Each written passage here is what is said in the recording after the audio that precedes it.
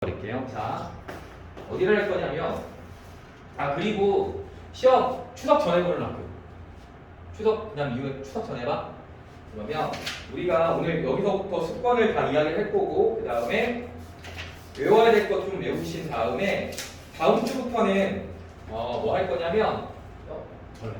다음 주부터는 그냥 문제만 좀 풀게요. 알겠지? 그냥 기출문제 정리해서 문제만 좀 풀 거니까 오늘 내용 좀 잘 들어보시고, 혹시라도 이해가 잘 안 된다 그러면 그냥 찍고 있거든요. 그래서 이 시간에 엄청 졸려.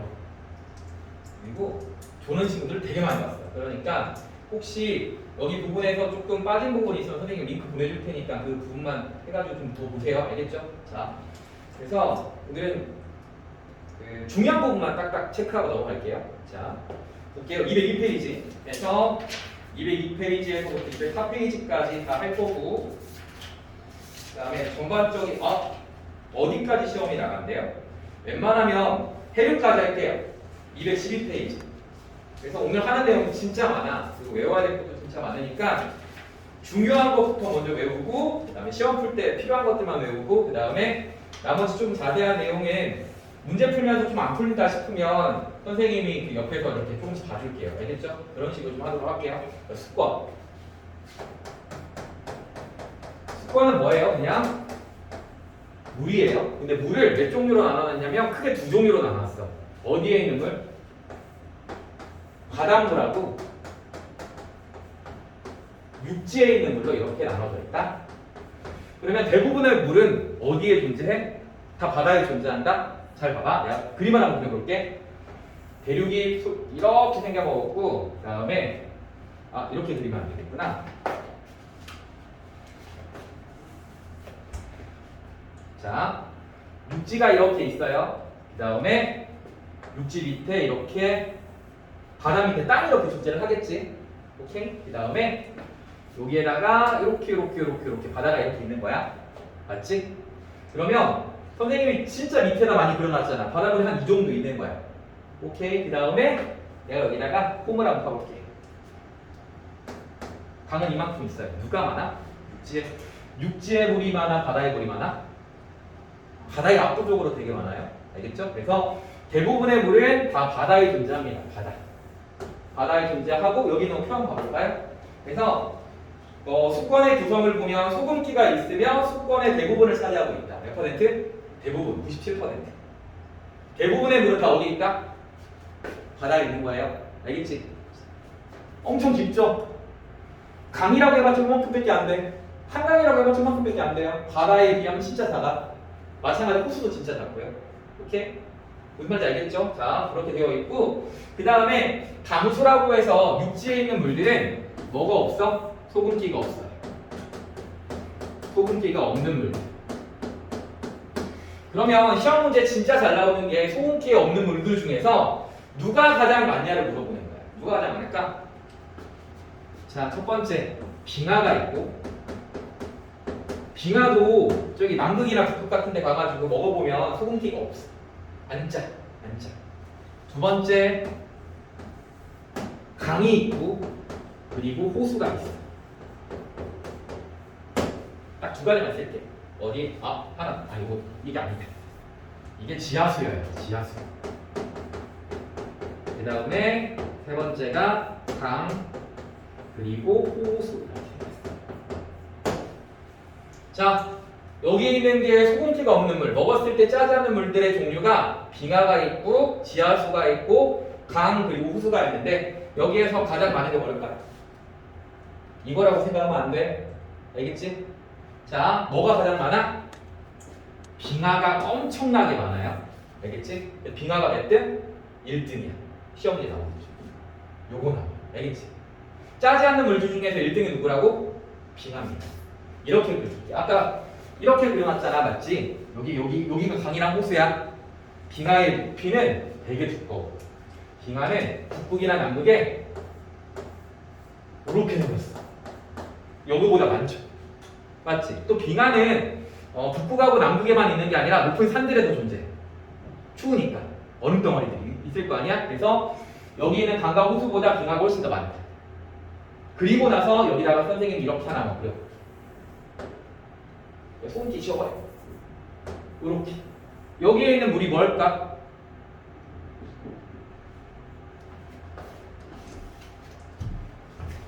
그냥 이름이 어떻게 돼? 한옥이? 알겠어요?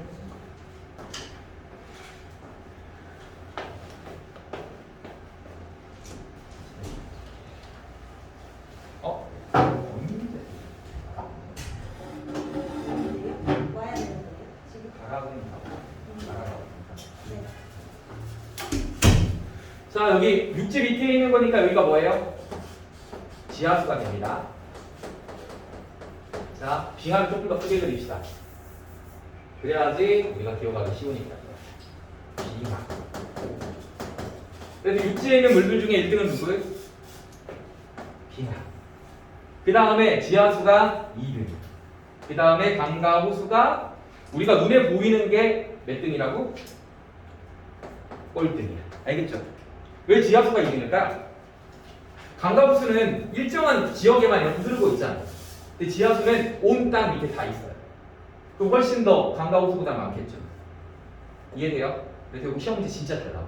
알겠죠? 그래서 첫 번째 짠물이 세상에서 가장 많고 여기마다 바닷물이 세상에서 가장 많고 그 다음에 짜지 않는 물들 중에서 가장 많은 건 빙하. 이거 시험 문제 100% 나올 거야. 이거 안 나오면 선생님이 여기 띄워내릴게. 그만큼 중요하다는 소리야. 알겠죠? 무조건 나옵니다. 알겠죠? 그러니까 얘가 나오던지 둘 중에 하나 나올 거니까 꼭 기억하시면 돼요. 알겠죠? 이거 기억하시고 6층인데 이거 6층이잖아 여기는. 자 이렇게 보시면 되고 자 그래서 소금기가 있으면 수건의 대부분을 차지하고 있는 건 바다가 되는 거고 자, 두 번째 202페이지 자 그다음에 담수라는 것은 소금기가 없는 물 먹었을 때 안 짠 물을 말하는 거고 그것들 중에 가장 많은 게 뭐야? 빙하입니다. 빙하. 그래서 담수 중 가장 많고 눈이 쌓이고 굳어서 만들어진 얼음덩어리를 빙하라고 부르고요. 그래서 시험 문제는 빙하가 짜지 않는 물 중에는 가장 많다. 이거 꼭 기억하세요. 자, 그 다음에 지하수는 땅속을 흐르고 있는 물, 이렇게 땅속을 흐르고 있는 물이 2등이 되고 그 다음에 3등. 그 다음에 여기에는 퍼센트 정도는 기억할 필요는 없어요. 알겠지? 분명히 어떤 표를 제시를 하고 시험 제출제를 할 거니까. 알겠죠? 97.47%다. 그거 외우지 말라는 소리야. 알겠죠? 자, 두 번째. 우리나라의 수자원의 활용이라고 되어 있으면 우리가 그냥 생각하는 거. 생활용수는 뭐야? 우리가 쓰고 있는 물. 그 다음에 농업용수는 농사를 지을 때 사용하는 물이고 그 다음에 공업용수는 공장에서 어떤 물건들을 식힐 때 사용하는 물이고요. 그 다음에 유지용수는 하천의 기능을 유지할 수 있도록 쓰이는 물. 이게 뭐냐면 하천의 기능을 하려면 우리가 만약에 혹시 물이 안 흐르잖아. 여기가 강이 이렇게 있어. 강이 이렇게 있는데 강이 어느 정도 흘러야 되는데 강이 흘러 안 흘러? 안 흐를 수가 있어. 우리나라는 대부분 가뭄 형태를 많이 가지고 있다. 우리나라는 비가 잘 내리지 않는 지역. 맞지? 그런데 우리나라는 대부분 농사를 짓고 사는 사람들이 진짜 많잖아. 맞죠? 시골 가면 다 논밭밖에 없어. 그럼 여기에 있는 물들이 흐르게 만들어 줘야 될 거 아니야. 맞지? 혹은 가둬두거나. 그때 사용하는 게 유지농수예요. 알겠죠? 그런데 여기서도 진짜 중요한 게 뭐냐면 우리나라는 무슨 국가라고 생각하면 돼? 농업국가예요. 알겠죠? 우리가 서울에 살다 보니까 우리가 농사를 짓는지 안 짓는지 모르는데 선생님 시골 출신이거든. 근데 시골을 가면 높은 건물하고 공장이 있는 게 아니라 대부분 논하고 밭밖에 존재하지 않아요. 그러니까 우리나라에서 가장 많이 사용하고 있는 물은 어디에서 사용한다? 농업용수로 사용한다. 그거 꼭 기억하시면 돼요. 알겠죠? 자, 그래서 농업용수.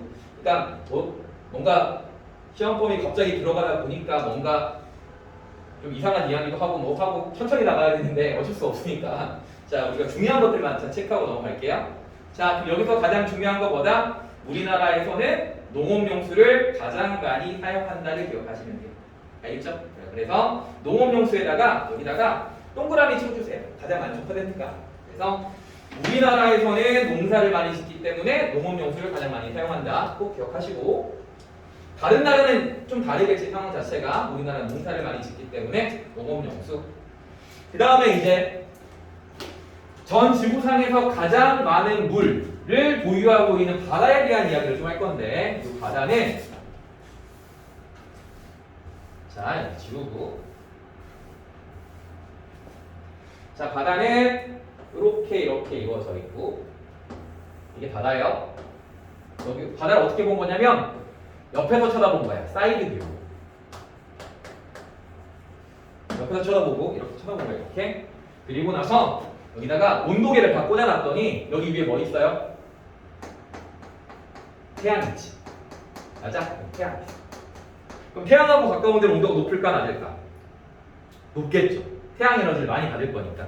그러면 태양 에너지가 여기 가장 많이 받고 지하란다. 깊숙한 곳으로 들어갈수록 태양 에너지의 양이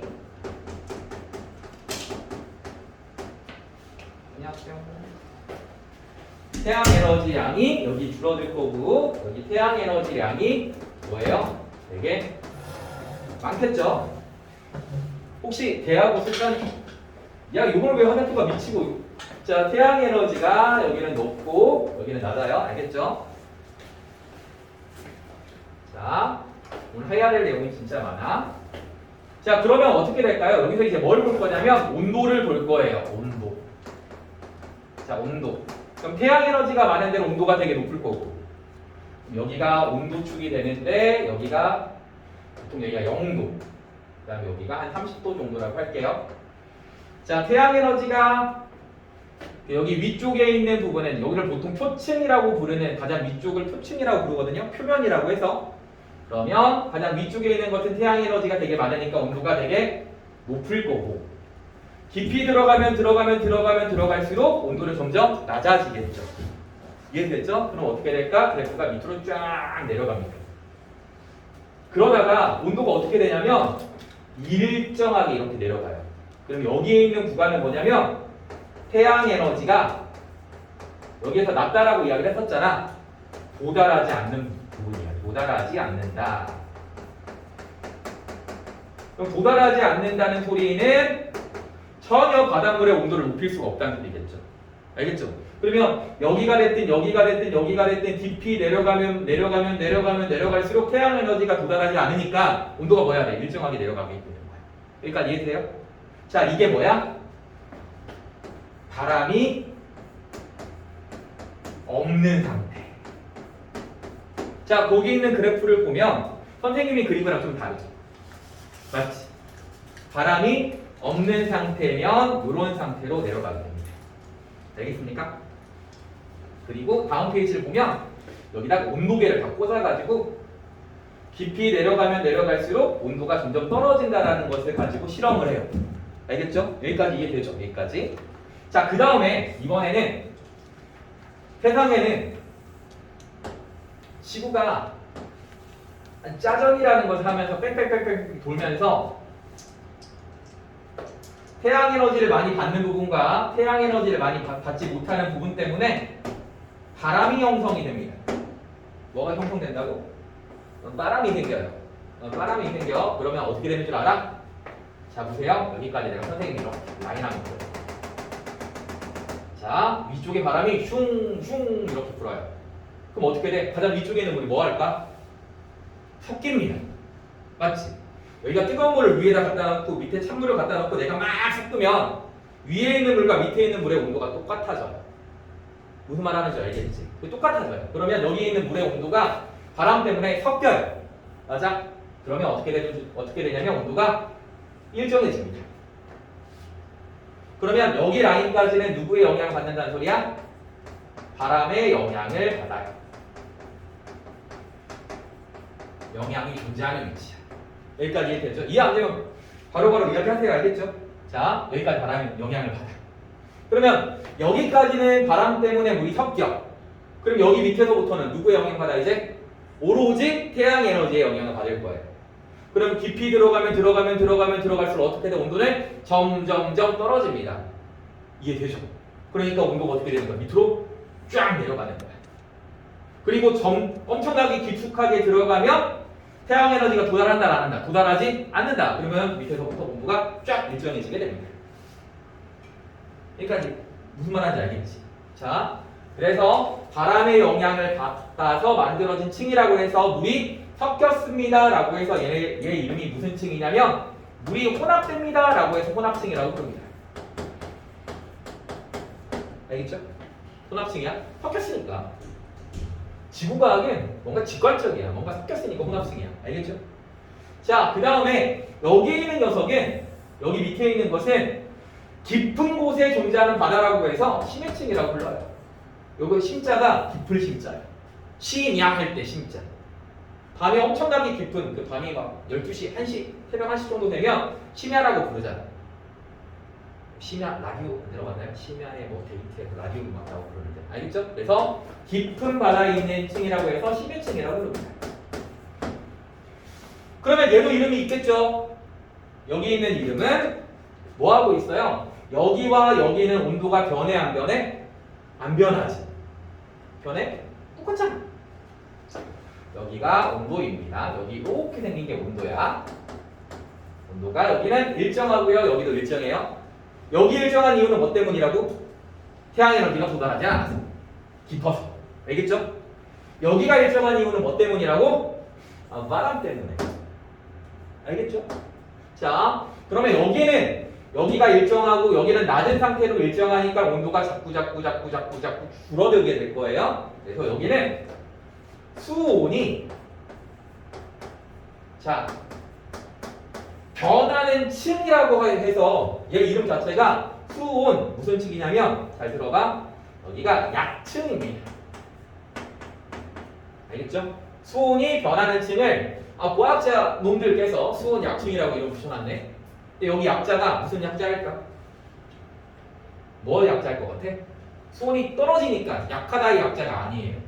잘 봐봐. 선생님 뭐 하는지 잘 보세요. 야! 이거 뭐 하는 거야? 도약한 거거든. 그때 약자를 쓰는 거야. 그러니까 온도가 뭐 했다는 소리야? 점프했다는 소리예요. 알겠죠? 그래서 온도가 점프한 층을 수온 약층이라고 부릅니다. 그럼 잘 봐봐. 온도가 크게 점프한 거. 그러면 여기 시작점의 온도가 높고 여기는 항상 온도가 일정할 거다. 어느 지역이나 똑같이. 왜? 고緯도가 됐든 저緯도가 됐든 우리나라 앞바다가 됐든 여기 있는 지역의 온도는 무조건 똑같아. 왜? 어느 지역이든 태양 에너지가 도달하지 않으면 온도는 다 똑같을 거예요. 맞지? 도달하지 않았으니까. 여기까지 이해되죠? 그런데 여기 위쪽에 있는 온도는 위도에 따라서 다 다르다? 아프리카에 있는 지역의 바닷물과 북극에 있는 지역의 바닷물 온도 차이 나 안 나? 많이 나겠죠? 그러니까 여기 있는 수온 약층에 도약하는 정도는 여기에 태양이 얼마만큼 에너지를 주는지에 따라서 달라지게 됩니다. 알겠죠? 그런 것들 그거 기억하시면 여기 있는 것들이 다 이해가 될 거예요. 자, 여기까지 됐죠? 하나만 더. 여기 있는 녀석은 수온 약층은 그냥 온도가 변하는 층이다라고 보시면 되고 하나만 더. 여기서 진짜 중요한 거는 요거 바람이에요. 바람입니다. 바람. 왜 바람이 중요할까? 어느 지역엔 바람이 진짜 세게 불고 어느 지역엔 바람이 천천히 부는 지역이 있을 거예요. 바람이 세게 부는 지역은 어떻게 될까요? 안녕. 자, 딱 몇 초만에. 선생님 원래 새로운 친구들 앞에서는 긴장을 해서 처음 태연이만 내가 보고 다른 시간 처음 보잖아. 빠르고 있어. 자, 여기 있는 바람이 강하게 불면 어떻게 될까? 혼합층이 어떻게 될까요? 물이 바람이 세게 불면 많이 섞여요. 그러면 온도가 일정해지는 층이 되게 깊어지게 되고 바람이 약하게 불면 어떻게 돼? 얕게 생기는 거야. 알겠지? 그러면 여기 가장 위쪽에 있는 층들의 깊이에 따라서 그 지역이 바람이 많이 부는지 바람이 조금 부는지를 확인할 수가 있는 거야. 알겠죠? 바람이 세게 불잖아? 그럼 어떻게 된다? 물이 많이 섞여. 그러면 이렇게 혼합층이 이렇게 두꺼워져. 오케이? 자, 그 다음에 바람이 약하게 불면 이만큼 생겨요. 그러니까 여기는 가장 위쪽에 있는 온도가 일정한 층이 있어 없어? 하나도 없잖아. 여기 뭐라고 적혀놔? 바람이 안 부니까. 무슨 말인지 알겠죠? 그러면 바람이 부는 정도에 따라서 여기는 혼합층의 두께가 어떻게 된다? 달라지게 된다를 기억하는 거야. 그럼 여기는 페이지는 끝났어요. 다 설명한 거예요. 알겠죠? 자, 다시 한번 여기에 있는 포인트는 첫 번째 바람이 가장 중요한 포인트고 그다음 두 번째 포인트는 여기에 있는 온도가 중요한 포인트예요. 여기는 온도는 누구에 따라 달라진다? 받는 태양 에너지에 따라 달라집니다. 받는 태양 에너지에 따라.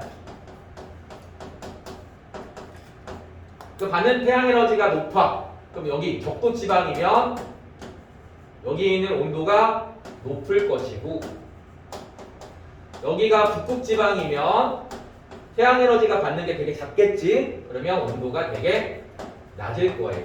알겠죠? 이거 온도 물어볼 거고, 그 다음에 온도 물어볼 거고, 그 다음에 뭐 바람 물어볼 거예요. 그래서 혼합층과 혼합층의 시작 온도 같은 거 시험 문제에 잘 나옵니다. 알겠죠? 아까 선생님이 이야기했던 것처럼 안 나오면 뛰어내린다는 거, 아까 그거 순서 기억하시고, 그다음 여기서도 내가 예상하던 대로 바람 나올 거예요. 혼합층의 두께에 따라서 이게 고이도인지 저이도인지 비교하라는 문제. 자, 그렇게 보시면 될 것 같고, 책 한번 봐볼게. 자, 그 다음에 혼합층부터 한번 읽어볼게요. 해수면 부근에서 수온이 높고, 수온이 가장 높긴 하겠죠. 여기 있는 표층이. 왜? 태양 에너지를 가장 많이 받을 수 있는 지역이니까. 바람의 영향으로 해수가 섞여 수온이 일정한 층, 혼합층입니다.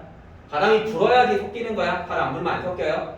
오케이. 자, 그 다음에 바람에 강하게 부는 지역일수록 혼합층의 두께가 되게 두꺼워집니다. 까지도 이해되죠? 오케이. 자, 그 다음에 수온 약층. 깊이가 깊어질수록 태양 복사 에너지를 적게 받아 수온이 급격하게 내려간다. 이렇게 내려가는 층을 수온 약층이라고 부르고, 자, 여기에서 보면 우리가 기권을 중3 때 배우지, 적혀 있으니까 안정하다라는 뜻이 있어요. 지구과학에서 혹은 물리에서. 안정하다라는 뜻은 어떤 뜻이냐면 물질 이동이 없는 게 안정한 거야. 물질 이동이 없는 상태. 자, 불안정하면 물질 이동이 있는 게 불안정한 거거든. 잘 생각을 해봐. 한 명씩은 사촌 동생이나 집에 동생이 있을 거 아니야. 맞지? 동생이 내 방을 싸 돌아다니면, 막 돌아다니면 불안정해, 안정해? 안정해? 마음이 편안해? 막 3살짜리가 막 5살짜리가 막 돌아다니면서 내 거 물건 잡아 당기고 막 그럴 거 아니야. 그래서 옆에 있는 층들은 물질 이동을 하질 않아요. 왜 하지 않냐면, 그거 한 번만 해볼까? 자, 보세요. 뜨거운 물질은 얘는 좀 가벼운 상태를 띠고 있어요. 가볍다는 소리는 잘 움직일 수 있다는 소리고, 그 다음에 차가운 물질은 좀 무거워요. 이제 앞으로 물리나 뭐 할 때 이걸 알고 있으면 되게 편하긴 하거든. 자, 좀 뜨거우면 가벼워요. 왜 그러냐면 팔팔거리고 잘 돌아다니거든. 그러니까 얘는 좀 가볍고, 차가운 물질은 조금 진드간에 이렇게 있는 거야. 그러면 좀 무거워요. 이게 밀도 이야기를 하는 건데, 요거 기억 안 해도 돼요. 자, 봅시다. 여기 있는 물질과 여기 있는 물질 한번 비교 한번 해볼게. 얘와 얘 중에 온도가 높은 게 어떤 거야? 이게 높아, 이게 높아? 얘가 훨씬 더 높지. 온도가 높은 물질들은 위로 자꾸 올라가. 맞아? 그 다음에 온도가 무거운 물질들은 아래로 내려가려는 성질을 가지고 있어. 근데 물질이 섞인다는 소리는 여기 있는 물질들의 위치가 꼭 바뀌어야지 섞이는 거거든. 여기 있는 거 잘 봐봐. 여기 있는 물질은 위로 올라가려고 하고 얘는 밑으로 내려가려고 한다고. 그럼 이 두 물질이 섞일 수 있을까 없을까? 없어요. 이런 것들 보고 뭐라고 한다? 물질 이동이 없다라고 부르고, 안정하다라고 부르고, 학교 선생님이 오바를 떨면 여기가 대류 현상이 없다라고도 부를 거예요. 대류가 없다까지. 알겠죠? 대류가 없으면 안정한 층이라고 보통 부릅니다. 알겠죠? 시험 문제를 보면 학교 선생님에 따라서 정확하게 중학교 내용에 맞춰서 수업하는 사람도 있지만 그렇지 않은 사람도 되게 많아. 알겠죠? 그래서 대류가 없는 상태를 안정하다라고 불러주게 됩니다. 까지만 기억하시면 될 것 같아요. 자, 그래서 여기서 안정한 층으로 혼합층과 심해층의 열과 물질 교환을 차단한다. 여기 중간에서 물질 교환이 없기 때문에 여기 위에 있는 물질과 여기에 있는 심해층에 있는 물질 자체가 섞일 수가 없다라는 겁니다. 알겠죠? 여기서 막이 생기는 거야. 그러니까 위에 있는 물질과 밑에 있는 물질이 섞여 안 섞여? 안 섞인다라는 거지. 알겠죠? 자, 그것까지 기억하시면 되고, 자, 밑에 있는 심해층은요, 수온약층 아래에 있는 깊은 곳으로 태양 복사 에너지가 도달하지 못해. 밑줄 한번 쳐주시고, 수온이 매우 낮고 일정한 층, 그 다음에 DP에 따른 소음 변화가 거의 없어요. 어차피 여기도 태양 에너지 도달하지 않고 여기도 도달하지 않고 여기도 도달하지 않기 때문에 온도가 일정해집니다. 까지가 지금 위쪽에 있는 내용이고, 그다음 밑에 있는 위도에 따른 해수의 연집 수온 분포라고 되어 있는데요. 자, 여기까지 됐고 한번 그려볼게요. 이거는 아까 선생님 수업하면서 다 이야기를 했어요. 그걸 정리만 하면 되는데 보세요. 자, 이렇게 있고 여기가 깊이, 여기가 수온. 자, 그래프로 세 가지를 그릴게. 하나, 그다음에 두 개, 그다음에 세 번째는 하얀색으로 촥 이렇게 그려버릴 거야. 어디가 어떤 색깔이, 여기가 1번, 여기가 2번, 여기가 3번 이렇게 되어 있는데 어떤 지역이 가장 더울까? 어디가 가장 더워요? 1번이 가장 더워. 왜? 온도가 가장 높잖아. 맞지? 그러면 여기를 저위도라고 부릅니다. 이 저위도는 저자자, 지읒, 적도, 저위도. 아, 이거 모르는 친구 진짜 많더라고. 자, 저위도에는 적도 근처예요. 알겠지? 적도, 저위도. 적도, 저위도야. 알겠죠? 온도가 가장 높은 층. 그리고 2번은, 자, 보세요. 2번은 중위도가 되는 거고, 야, 노란색으로 썼으면 노란색으로 써야지. 죄송합니다. 자, 여기는 중위도고요. 여기 중위도. 중위도는 1번보다 온도는 상대적으로 되게 낮네요. 맞지? 그 다음에 여기는 3번은요. 고위도입니다. 북극이야. 여기는 시작하는 것부터 해서 시작해서 여기 밑에까지 싹 다 온도가 일정하네. 그럼 여기 있는 고위도에 있는 지역은 어떤 에너지가 도달하지 못한다는 소리야? 태양 에너지가 도달하지 못한다는 소리야. 그러니까 온도가 항상 일정한 거지. 알겠죠? 고위도는 모든 태양, 봐봐. 지구는 이렇게 생겼잖아. 지구는 둥그니까. 우리가 어릴 때부터 불화나 배우잖아. 지구는 둥그니까 자꾸 걸어 나가면 옹세상 어린애 다 맞는다고. 바다에 빠지지. 자, 죄송합니다. 자, 여기가 저위도고요. 얘는 고위도인데 태양 에너지가 이렇게 도달하는 위치. 그럼 여기가 태양 에너지가 가장 많이 도달을 하고, 여기는 태양 에너지가 지나가 버려요. 그러면 바다를 대표 못 대표? 못 대표. 그러니까 온도가 그냥 일정한 거예요. 알겠죠? 자, 여기까지 됐죠? 자, 그럼 여기가 저위도 온도 가장 높다. 중위도 얘보다는 낮다. 얘보다는 높고. 그러면 여기서 이제 물어보는 것은 파란색으로 적어볼게요. 바람이 가장 강한 곳은?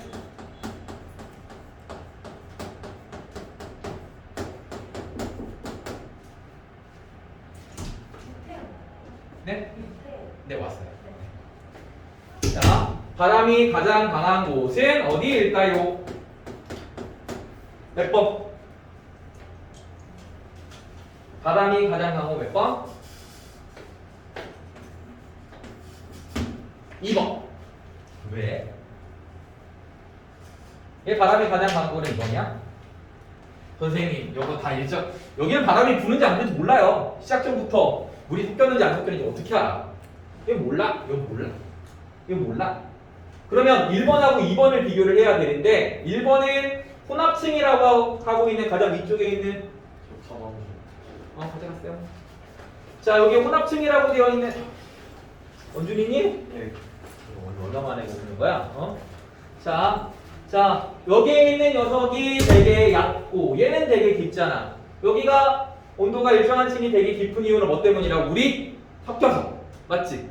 근데 여기는 물이 깊이 있는 곳까지 섞였잖아. 그럼 바람이 겁나 세게 불었다는 소리야. 맞아? 그러니까 많이 섞였죠. 온도랑은 상관없어. 알겠죠? 온도가 높은 데가 혼합층이 높은 게 아니라 여기 있는 두께가 곧 바람을 가장 강하게 불었는지 바람이 약하게 불었는지를 알려주는 척도가 되는 거야. 알겠죠? 그럼 잘 봐봐.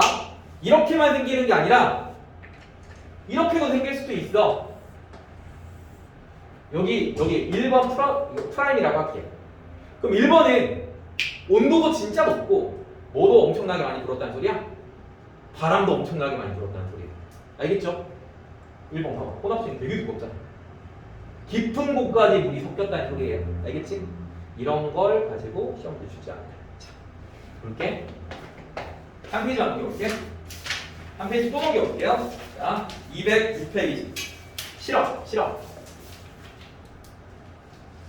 자, 첫 번째 아무것도 안 한 상태에서는 봐봐. 첫 번째 실험에서는 온도계를 이렇게 꽂아놨지.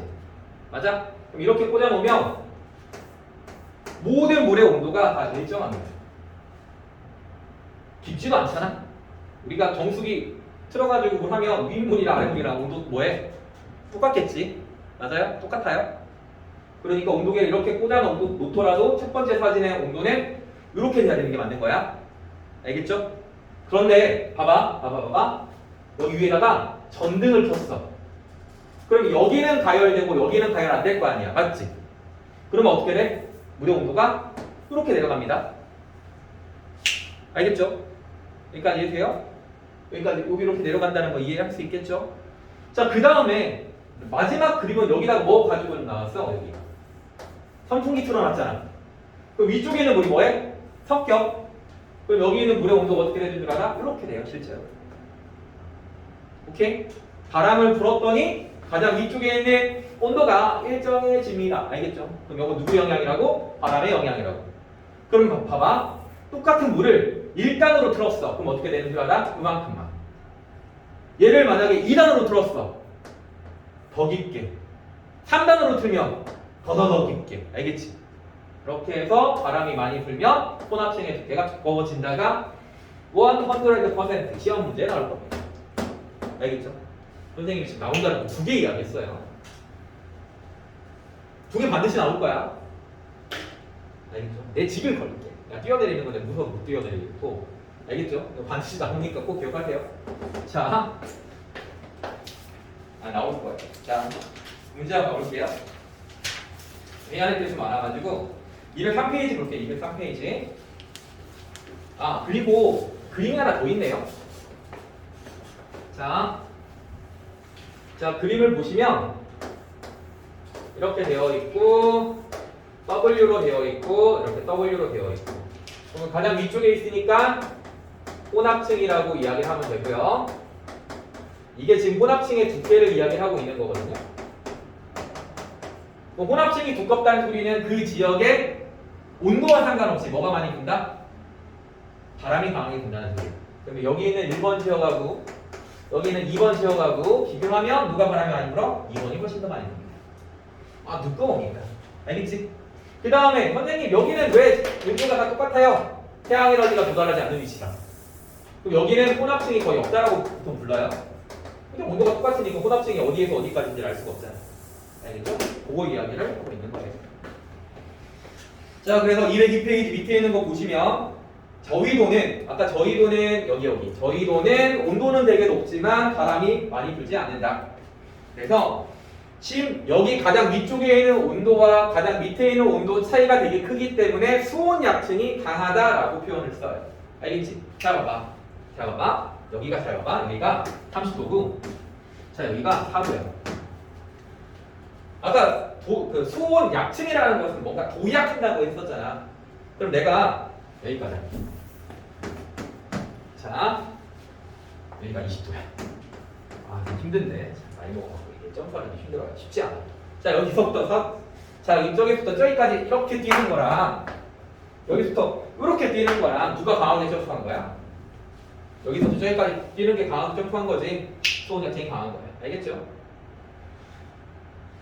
들으면 안 돼요. 힘들어. 알겠지? 자, 중위도는 바람이 강하게 분다. 그것만 민주치세요. 바람이 강하게 분다. 그 다음에 고위도는 태양 복사 에너지를 적게 받아 표층 수온이 낮고 층상 구조를 나타내지 못합니다.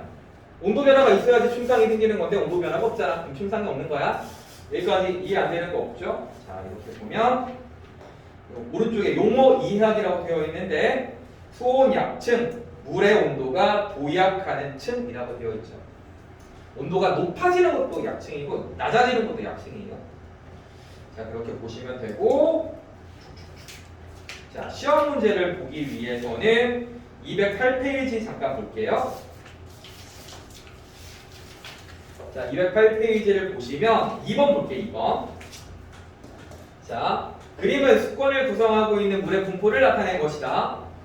A는 여러 가지 염류가 포함되어 있다. 염류라는 것은 소금 덩어리들을 말합니다. 그러니까 A는 바닷물이니까 기억은 맞는 표현. 그 다음에 B. B는 빙하이고 암석 틈 사이로 흐른다. 빙하는 흐르지 않죠. 가만히 멈춰있지. 암석 틈 사이로 흐르는 것은 물이에요. 물, 강이나 바다.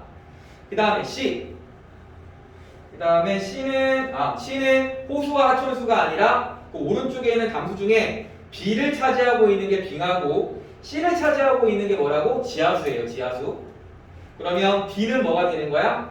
가장 양이 적은 호수랑 강이 되겠죠. 여기까지 이해되죠? 그래서 디귿은 틀렸다. 그래서 답은 몇 번? 1번입니다. 그래서 순서를 정확하게 기억하셔야 됩니다. 알겠죠? 자, 순서를 정확히 기억하셔야 되고 밑에 중요해라고 적혀 있잖아. 가장 많은 건 뭐? 해수. 그 다음에 빙하. 그 다음에 지하수. 그 다음에 호수와 하천 순으로 확인하시면 될 것 같아요. 알겠죠? 자, 그 다음에 209페이지에 7번만 볼게요. 7번. 오른쪽 그림은 어느 바다의 연직 수온 분포를 나타낸 것이다. A에서 C층에 대한 설명으로 옳지 않은 것은 A층은 바람이 강하게 불수록 두꺼워진다. 맞는 표현. 2번은 A에서는 태양 에너지가 가장 많이 흡수하는 부분. 그것도 맞죠? 태양하고 가장 가까운 위치에 있으니까. 3번 B층은 겨울철에 가장 잘 맞다는 이거 틀려요. 겨울철이 됐든 여름철이 됐든 어차피 심해층은 태양 에너지가 받지 않는 위치라서 겨울, 봄, 가을, 여름 상관없이 항상 일정합니다. 자, 그리고 4번 B층과 A층과 C층. B층은 A층과 아까 뭐 차단한다고요? 여기 있는 수온양층은 물질 교환이 일어나지 않는 층이라서 여기 있는 물질과 여기 있는 물질이 섞이지 않도록 이렇게 만들어줍니다. 안 섞여요. 안 섞여. 안정한 층이다. 그래서 C층은 위도, 계절별 수온 변화가 거의 없다도 맞는 표현. 그렇게 보면 되고. 계속 말을 하면 오늘 원래는 천천히 하고 문제 풀고 해야 되는데 해야 될 게 더 많으니까 한 3분만 쉬었다 할게요. 안 쉬면 다 잘 것 같아요. 알겠죠? 자, 그러니까 오늘 어쩔 수 없이 진도를 나가야 되니까 한 3분만 쉬었다가 하도록 할게요. 여기 잘 켜져 있는 거 맞지?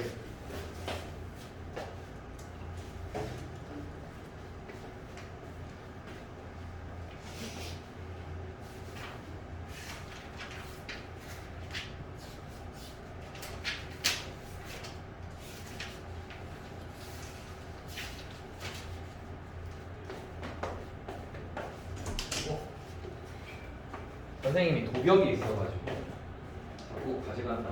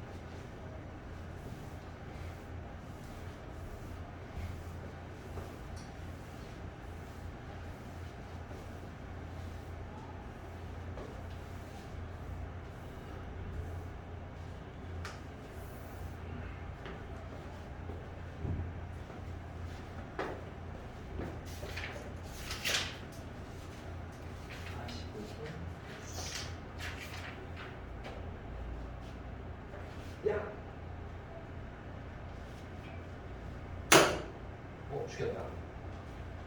살생. 자, 204페이지 염류라고 되어 있고, 염류는 바닷속에 녹아있는 고체 덩어리들을 말합니다. 고체 덩어리들 중에서 가장 많은 건 뭐냐면 나트륨과 염소가 녹아있는 NaCl 형태. 그거 이름 알죠? 얘 이름 뭐야? 뭐라고 불러?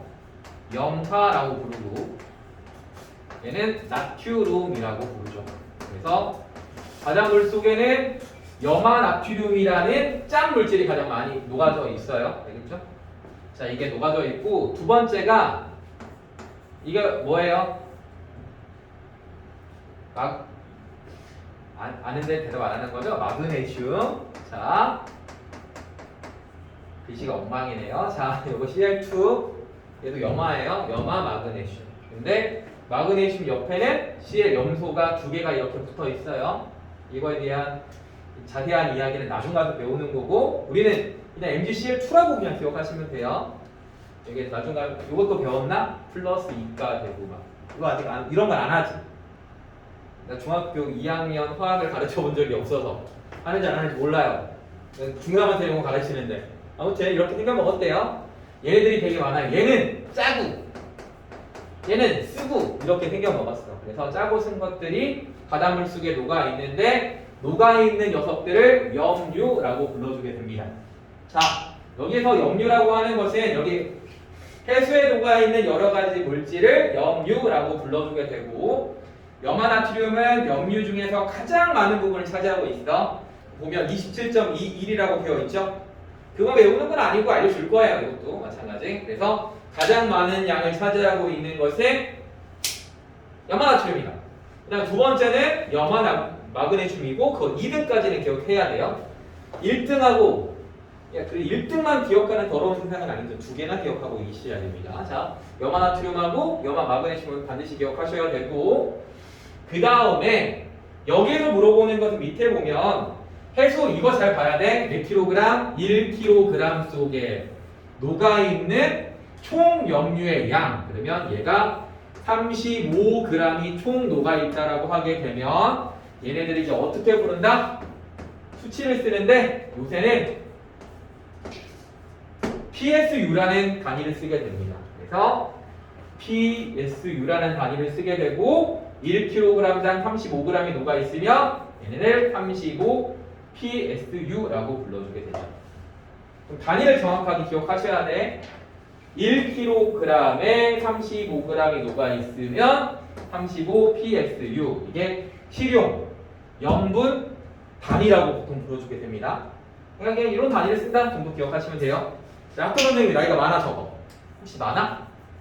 나이가 진짜 많으신 분들은 이거 안 쓰고 이렇게 생긴 것도 써요.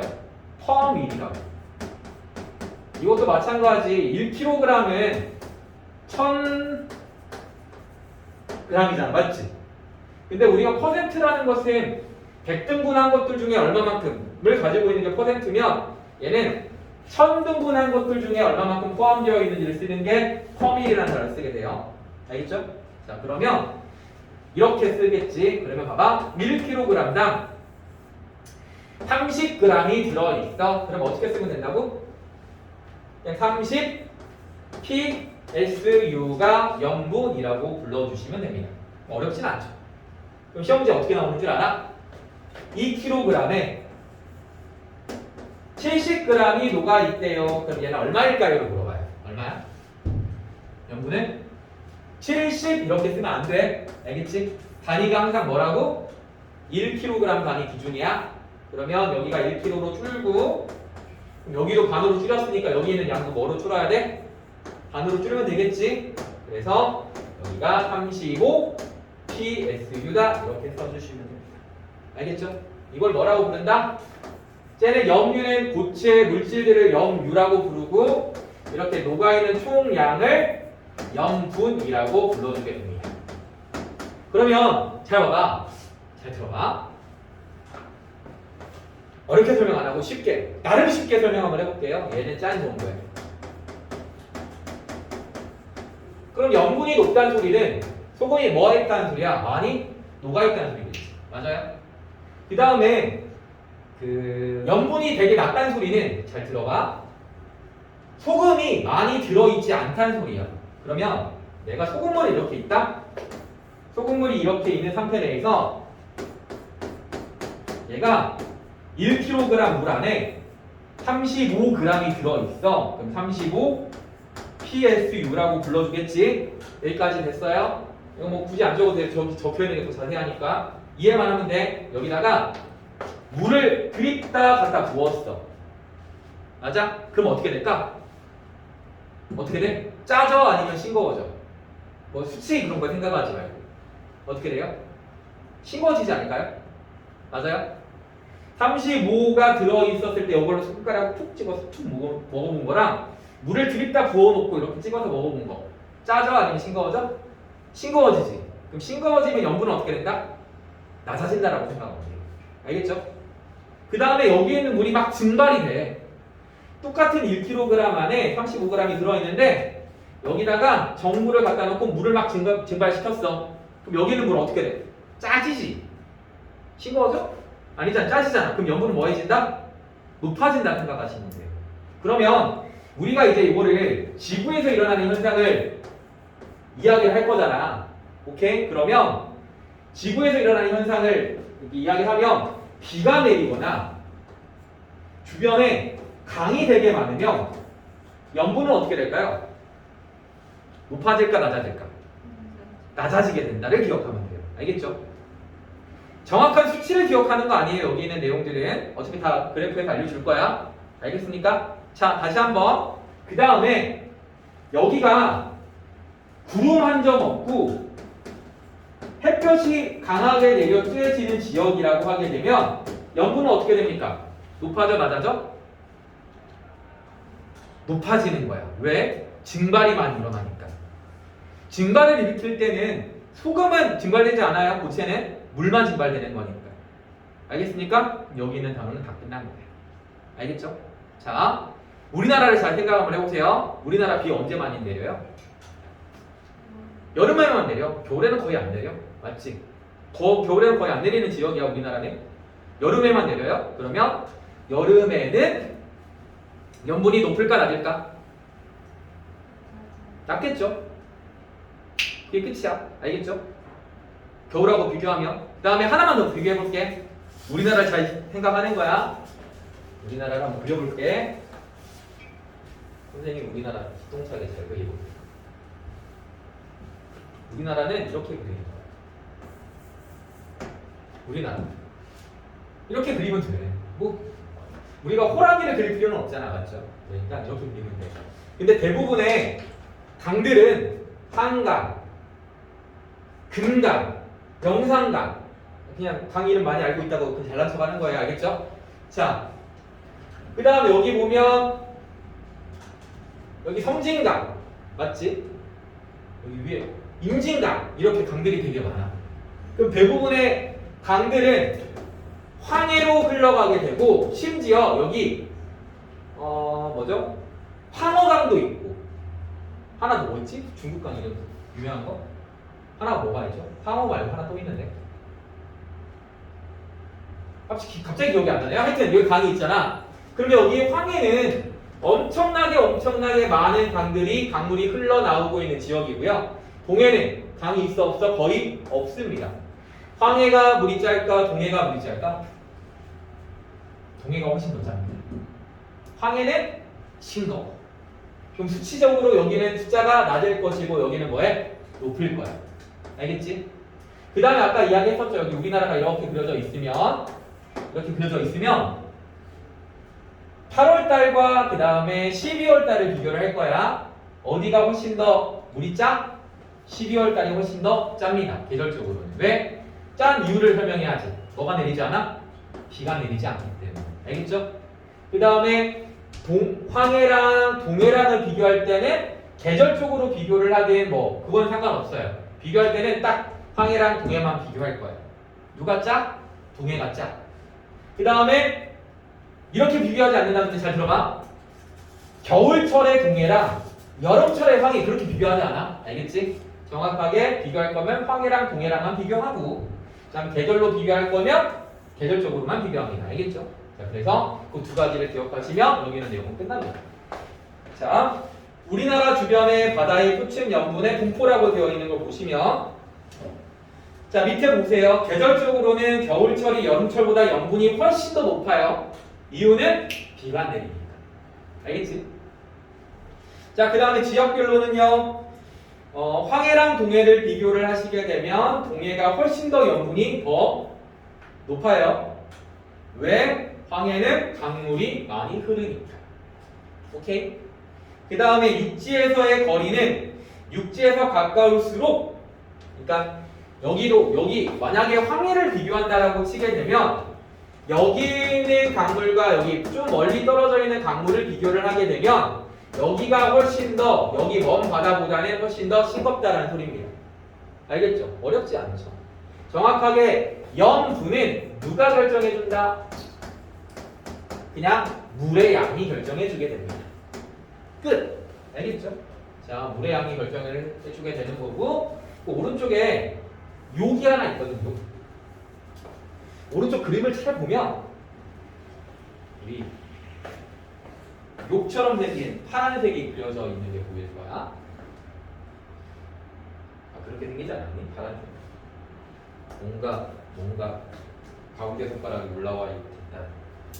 죄송합니다. 자, 그렇게 보이지 않아요?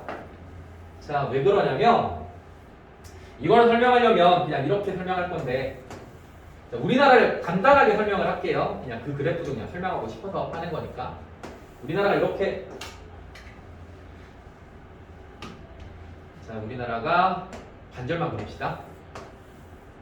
우리나라가 이렇게 생겼고, 이거는 이해가 되면 이해하시면 되고 이해 안 되면 그냥 넘어가도 돼. 잘 들어봐. 잠깐만.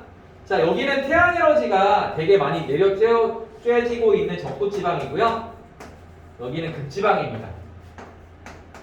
자, 아까 온도가 되게 높으면 어떻게 된다고? 가벼워져서 위로 두둥실 뜬다고 했었지. 맞아? 그러면 여기에 있는 공기가 위로 이렇게 떠요. 그럼 여기에 있는 녀석은 춥잖아. 공기 어떻게 돼? 밑으로 가라앉습니다. 알겠죠? 공기가 이렇게 두둥실 뜨면 뭐가 만들어지는 줄 알아? 구름이 만들어져요. 그럼 구름이 만들어졌으니까 뭐가 내려? 비가 내립니다. 그러면 여기 있는 적도지방에는 뭐가 많이 내려? 비가 많이 내려요. 알겠습니까? 그리고 여기 있는 공기가 여기에 항상 머물러 있는 게 아니라 위쪽으로 가면서 이렇게 쑥 떨어져요. 여기가 어디냐면 30도예요. 우리나라 근처에. 그 우리나라 근처 공기는 하늘에서 그냥 내려오는 거예요. 올라가면서 구름을 만들지만 내려오면서 구름이 사라져요. 이거를 뭐라고 부르냐면 내년에 고기압이라고 부를 거예요. 고기압이면 구름이 비가 안 내려. 알겠습니까?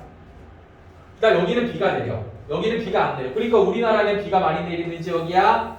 비가 많이 내리지 않는 지역이야? 비가 많이 내리지 않는 지역이야. 알겠죠? 오늘 너무나 많은 정보가 들어가기 때문에 다음 주에 다시 한번 정리할게요. 자, 고기압은 비가 내리지 않는 지역입니다. 그럼 비가 내리지 않는다는 소리는 뭐가 많이 일어난다는 소리야? 증발. 맞아? 증발이 많이 일어난다? 왜 비가 내리지 않으면 증발이 많이 일어나냐면 구름이 없으니까. 그러면 여기 적도지방은 바다가 이렇게 있는데 구름이 이렇게 있어. 이렇게 반사시켜요. 구름이 태양빛을 좀 가려. 그러니까 상대적으로 여기 있는 물이 증발이 잘 안 돼요. 근데 여기 있는 지역은 바다 위에 구름이 없어. 태양 에너지가 다이렉트로 와서 여기를 막 증발을 시켜요. 여기는 증발이 많이 일어나고 여기는 증발이 많이 일어나지 않습니다. 그럼 여기는 증발도 안 되고 비도 내리니까 강물이 싱거워요. 알겠지? 근데 여기는요. 비도 안 내리고 증발도 많이 일어나니까 여기 있는 물은 짭니다. 알겠지? 그게 걸려져 있는 그래프의 모습이에요. 그래서 밑에 있는 걸 보시면 적도지방은 강수량이 증발량보다 많아서 여기 보세요. 자 보세요. 여기 적도지방은 강수량이라는 것은 비가 내리는 거고 증발이라는 것은 구름 때문에 증발이 잘 일어나지 않아. 상대적으로 여기 있는 지역은 강물이 짜야 돼, 싱거워야 돼? 싱거워야 돼. 맞죠? 이해가 되면 돼요. 알겠지? 그 다음에 여기 있는 지역은요, 구름이 없으니까 증발이 잘 일어나고, 구름이 없기 때문에 비도 내리지 않네? 그러면 여기 있는 지역보다 상대적으로 뭐해? 엄청나게 물이 짤 거야. 알겠죠? 그것만 기억하시면 돼요. 아셨죠? 여기까지 이해되죠? 그것까지 기억하시면 됩니다. 자, 극지방은요, 여기에 있는 극지방은 뭐가 많다고? 빙하가 엄청 많아. 근데 우리나라 요새 전 지구적으로 보면 빙하가 녹고 있어? 아니면 빙하가 얼고 있어? 빙하가 녹고 있죠. 그러면 여기 빙하가 녹고 있다는 소리는 빙하를 아까 내가 먹어보면 짜다고 했어? 안 짜다고 했어? 안 짜다고 했지. 그럼 안 짠 물들이 자꾸 이렇게 흘러나가게 되면 어떻게 돼? 여기 있는 지역에 물이 되게 싱거워질 거예요. 알겠죠? 그래서 극지방은 빙하 때문에 물이 싱거워지고, 그다음에 여기 적도지방은 비가 많이 내리기 때문에 싱거워지는 거고, 그다음에 여기는 비가 안 내리니까 싱거워진다라고 짜진다고 생각해 주셔도 돼요. 알겠죠? 자, 여기 있는 것들 기억하시면 되겠습니다. 그래서 염분에 영향을 주는 것은 정확하게 뭐가 결정해 준다? 물이 어떻게 흘러가는지에 따라서 결정이 된다. 끝! 무슨 소리인지 알겠지? 자, 그러면 전 세계적으로 가장 염분이 높은 지역은 어디?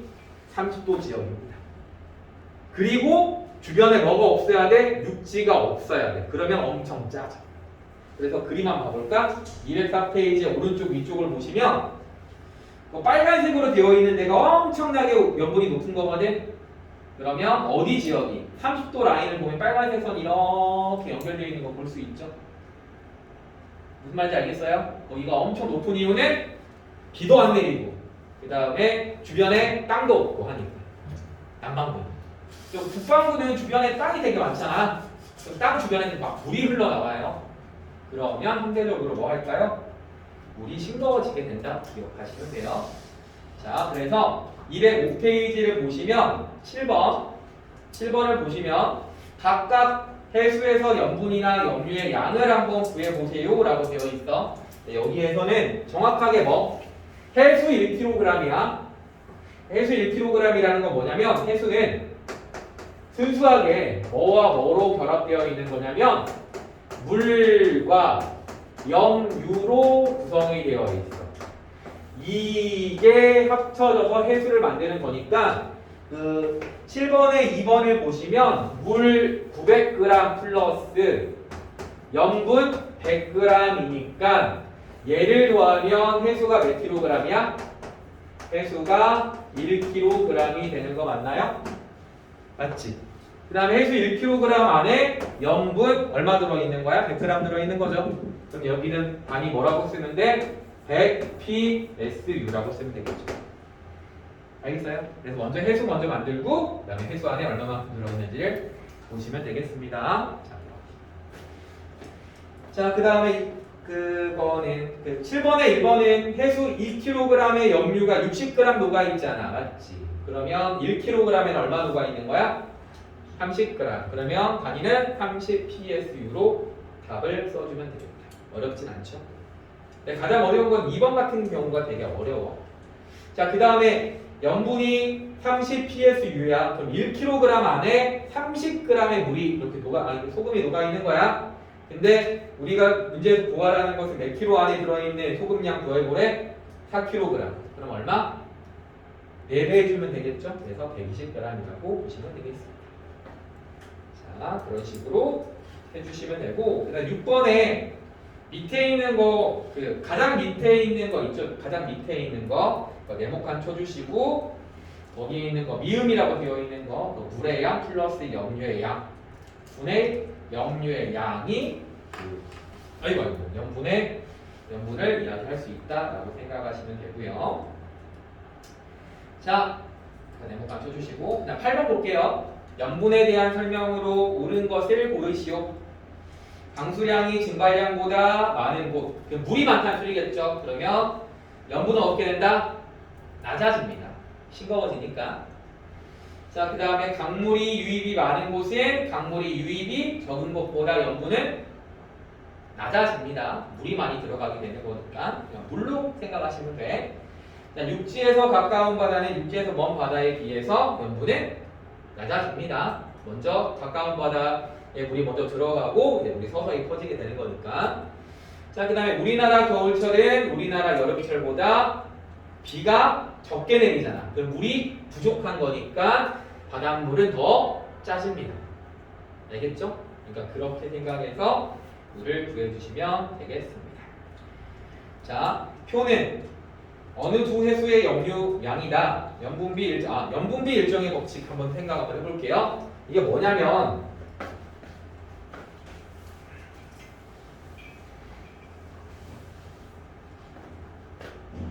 염분비 일정의 법칙이 뭐냐면 자, 바다가 이렇게 우리나라가 자, 전 세계 지도 그려볼게. 이거 이렇게 그리면 딱 봐도 여기 아시아 같고 딱 봐도 호주 같고 북아메리카 같고 남아메리카 같지 않니? 아니면 말고요. 자, 여기가 가장 짜요. 빨간색. 여기가 가장 짭니다. 근데 여기가 되게 짜니까 40 정도라고 이야기를 하고 여기는 상대적으로 덜 짜니까 30이라고 불러줄게. 근데 여기 있는 물을 퍽 여기 있는 물도 퍽 그러면 염류가 안에 30g이 들어있고 여기는 얼마가 들어있어? 40g이 들어있는데 여기 40g과 30g은 물의 양에 따라서 염분이 결정되는 것 뿐이지 안에 구성하고 있는 염화나트륨이나 뭐 염화마그네슘의 비율은 뭐해? 여기가 됐든 뭐하다? 똑같다는 소리예요. 알겠죠? 이거는 봐봐. 여기 받아가서 30g만 물을 이렇게 내가 소금이라는 걸 이렇게 갖다 놓고 여기 있는 바다는 소금을 퍼서 30g을 만든 거고 여기는 같은 소금을 퍼서 40g 만든 거니 여기 안에 들어있는 염화나트륨이나 염화마그네슘의 비율은 뭐하다? 똑같다라는 거야. 그러면 여기 안에 만약에 염화나트륨이 만약에 50% 들어있다라고 하게 되면 여기에 있는 비율 몇 g이? 15g이 염화나트륨의 비율이 만들어지는 거고 자 여기는요 정확하게 여기도 50%면 여기도 몇 %여야 돼? 50%. 그럼 여기는 몇 g 들어있다는 소리야? 20g 들어있다는 소리가 염분비 일정의 법칙입니다. 끝이에요. 자 그래서 맨 마지막에 염류 A와 염류 B가 있는데 가에는 30g, 나에는 15g. 그럼 정확하게 염류가 반 들어있으면 염류 B라는 뭐 그게 뭔지 모르겠지만 그 위쪽에 있는 게 6g이 들어있으면 아래쪽도 정확히 몇 g 들어있어야 돼? 1g 들어있어야 된다는 소리예요. 비율 자체가 똑같아져야 된다. 이게 염분비 일정의 법칙입니다. 아셨죠? 네, 끝. 그래서 왼쪽에 204페이지를 보시면 전 세계 바다의 염분은 달라도 녹아있는 염류 사이의 비율은 항상 일정합니다. 알겠죠? 그래서 해수가 오랜 시간 동안 계속 섞여서 이렇게 이해하는 게 훨씬 더 편할지도 몰라요. 여기는 바닷물은 이렇게 놓여있는 소금을 같은 소금통 안에 들어있는 소금을 퍼서 이렇게 소금을 갖다 뿌린 거라 맞지? 그러면 여기에 있는 비율은 여기에서 뿌렸을 때랑 여기다 뿌렸을 때랑 뭐하다? 동일하다 라고 생각하시면 됩니다. 알겠죠? 자, 이게 염분비 일정의 법칙이고 우리는 마지막 위쪽에 있는 해류 212페이지에 있는 해류까지만 하고 나머지 조석은 나중에 하도록 할게요. 조석 문제가 조금 어렵긴 해서 이걸 몇 주차 동안 했던 거냐면 3주 동안 했던 내용이에요. 3주 동안 천천히 문제 다 풀고 프린트 주고 이렇게 풀었는데 어쩔 수 없으니 왜 중학교 2학년은 왜 진도를 멋대로 나가는 거야 도대체? 고등학교 1학년도 시험진도 멋대로 나가긴 하는데 중학교 2학년처럼 멋대로 나가진 않고 중3 되면 이렇게 멋대로 나가진 않아요. 근데 와 중2는 진짜 학교마다 다 달라. 왜 그런지 모르겠지만 자 봅시다. 해류는 뭐예요? 바닷물의 흐름을 해류라고 부릅니다. 그러면 바닷물은 크게 두 종류가 있다. 따뜻한 물과 찬물이라고 하면 큰일 나고 잘 들어봐. 따뜻한 물과 찬물이 아니라 바닷물은 여기서 이야기하고 있는 우리나라 주변에 흐르고 있는 바닷물은 우리나라를 중심으로 잘 들어보세요. 자, 이것만 기억하시고 다음에 문제 풀면서 다시 채우도록 할게요. 우리나라를 중심으로 잘 들어봐. 아래에서 위로 흐르는 물이 있고 이렇게 위에서 아래로 흐르는 물이 있어요. 알겠죠? 따뜻한 물, 찬물. 누가 따뜻한 물이야? 여기 좀 따뜻할 것 같아. 왜? 여기가 적도가 있으니까 적도 라인에서 올라오는 물이니까. 맞죠?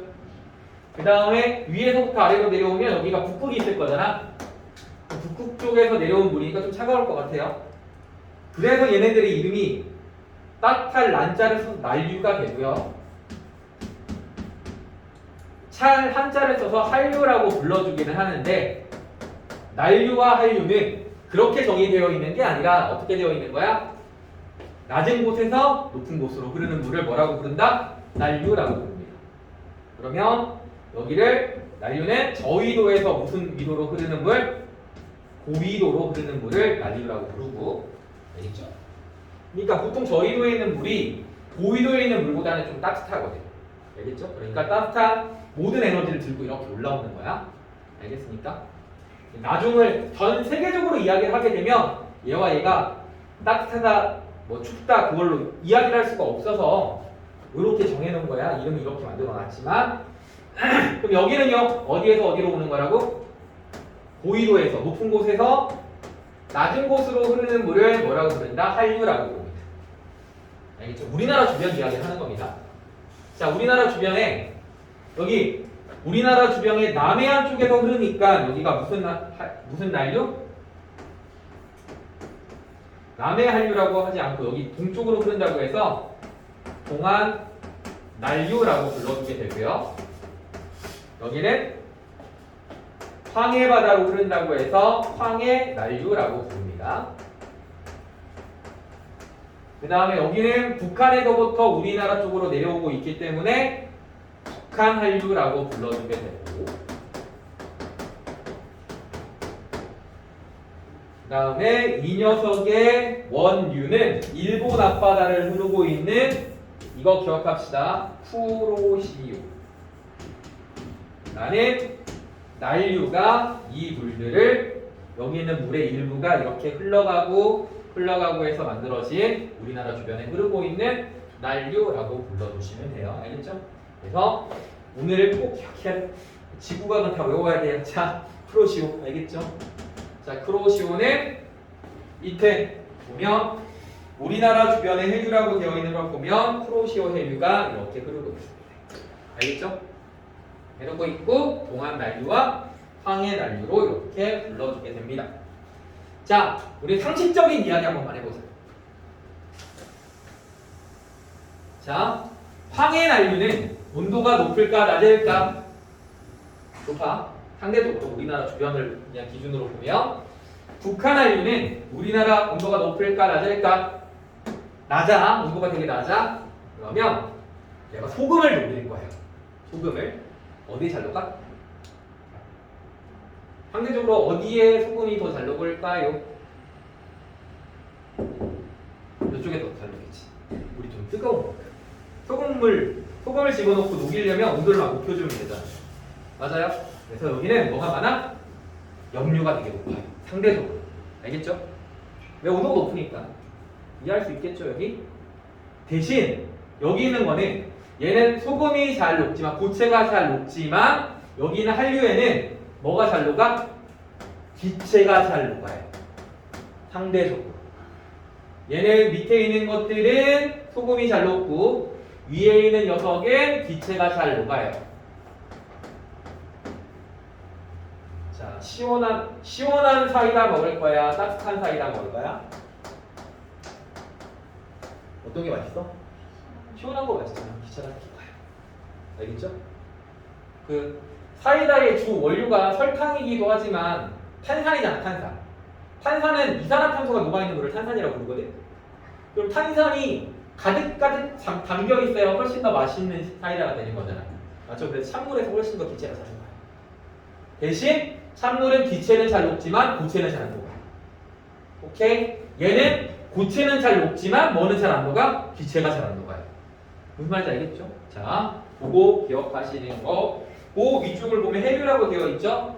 자, 일정한 방향으로 지속적으로 흐르는 해수의 흐름을 해류라고 불러주게 되고, 그 다음에 나일류는 저위도에서 고위도로 흐르고 있는 물을 나일류라고 부릅니다. 밑줄 치세요. 저위도, 고위도, 저고. 그래서 요거가 난류가 되는 거야. 밑에 있는 거 우리나라 기준으로. 그 다음에 한류는 높은 곳에서부터 이렇게 내려오는 물을 한류라고 불러주게 됩니다. 그런데 거기 적혀 있죠. 난류는 영양염분이 높고 영양염류가 적다라고 되어 있는 거. 영양염류는 조금 이따 다시 설명할게요. 그 다음에 한류는 염분은 되게 낮고 그 다음에 영양염류가 많다라고 불러주게 됩니다. 자, 그 다음에 밑에 있는 우리나라 주변의 해류를 보시면 우리나라 주변의 해류는 쿠로시오 해류를 바탕으로, 그게 쿠로시오가 밑에 보세요. 밑줄 한번 쳐볼까요? 우리나라 주변의 난류의 근원이에요. 밑줄 쭉 한번 쳐보세요. 우리나라 주변 난류의 근원. 이 난류를 바탕으로 황해 난류와 동안 난류가 이렇게 뻗어져 나오게 됩니다. 알겠죠? 자, 그리고 자, 쿠로시오 해류에서 동안 난류, 쿠로시오 해류가 일부가 빠져나와서 동해로 흐르고 있는 것은 동안 난류. 그 다음에 황해 난류는 쿠로시오 해류 일부가 황해로 빠져나가는 것을 황해 난류라고 불러주게 됩니다. 그럼 그건 난류에 대한 이야기. 쿠로시오를 기억하시는 거고. 그 다음에 여기 있는 녀석도 우리나라 주변에 흐르고 있기 때문에 북한 한류라고 불러주게 되고, 이 녀석의 지류도 하나 있는데 그 지류의 이름이 러시아의 연해주라는 지역에 있는데 연해주 앞바다를 흐르고 있는 한류가 있어요. 얘가 한류의 본류입니다. 본류. 여기도 쿠로시오도 여기 있는 난류들의 본류인 것처럼 연해주 한류도 이 북한 한류의 본류가 되게 되는 거야. 요거 잘 나오진 않아요. 이건 고등학생들한테 잘 되지. 이거는 요거하고 요거 기억하시면 돼요. 여기 나오는 그 밑에 보면 조경수역이라는 게 있는데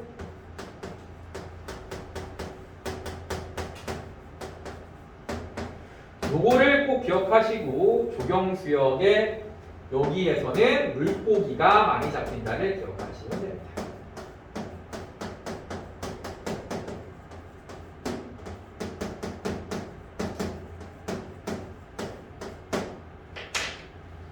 근데 이게 왜 물고기가 많이 잡히냐면 아까 여기 보면 한류라고 되어 있는 부분을 보시게 되면 이게 영양염류거든.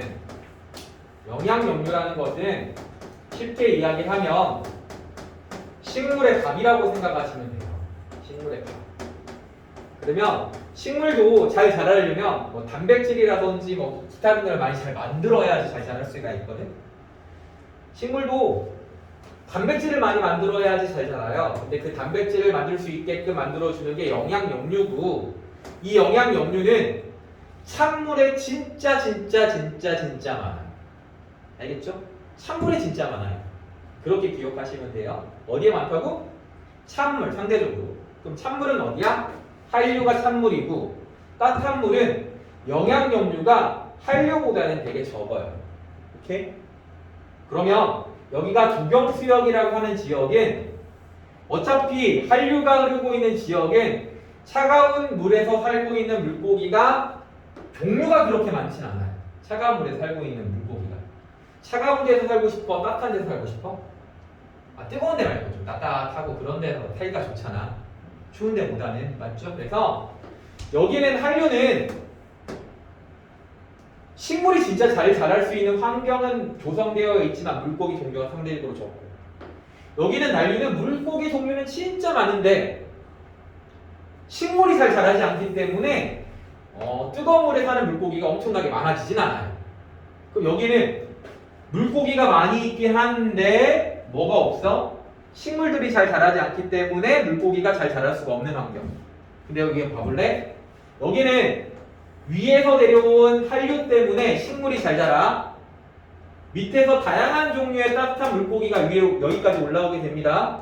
그러면 찬물과 따뜻한 물이 만나는 이 지역은 와, 먹을 게 많아.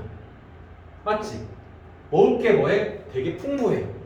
그러면 여기면 물고기가 엄청나게 잘 자라는 지역이 만들어지는 거예요. 알겠죠? 여기 있는 지역보다는 여기 있는 지역이 물고기가 살아가기에 진짜 좋은 지역이에요. 꿀 지역이에요. 알겠죠? 무슨 말인지 알겠습니까? 그러니까 그 지역의 이름이 조경수역이 되고 이 조경수역을 만들 수 있는 조건은 찬물과 따뜻한 물이 만나는 지역을 조경수역이라고 부릅니다. 알겠죠? 자, 그래서 우리나라 어느 지역에 동해안 지역에 조경수역이 형성이 되어 있고 이 조경수역에서는 물고기가 많이 잡힙니다. 라는 것까지 기억하시면 됩니다. 자, 그래서 2번 조경수역에 북한 한류와 동안 난류가 만나면 영양역류와 플랑크톤이 풍부한 좋은 어장이 형성된다 라고 적혀 있어요. 알겠죠? 그래서 플랑크톤이랑 저기 바닷속에 살고 있는 식물들이 진짜 잘 자라요. 그래서 먹을 게 많아지는 이 지역에서는 물고기가 많이 잡힌다. 그래서 좋은 어장이 형성된다 라고 불러주게 됩니다. 자, 그 다음 해류의 영향.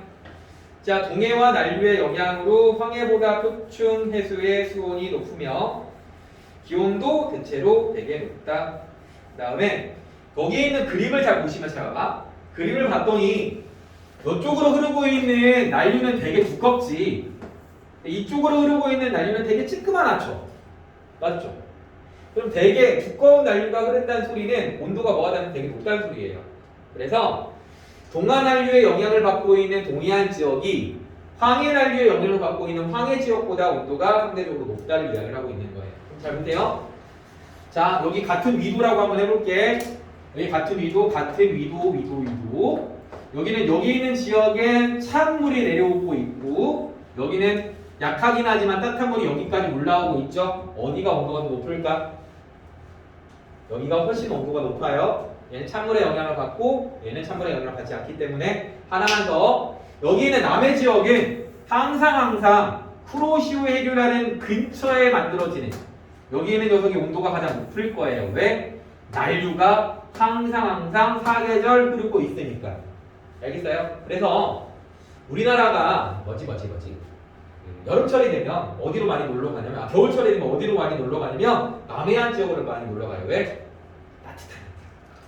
위도가 낮아서 따뜻하기도 하지만 여기 앞에 뭐 흘러? 난류 흘러요. 상대적으로 여기 있는 지역은 되게 따뜻합니다. 그러니까 부산 같은 동네에서는 눈이 안 내리잖아요. 항상 따뜻하니까. 알겠죠? 그런 것들 기억하시면 될 것 같아요. 끝이에요. 여기는 난류. 여기는 이야기는.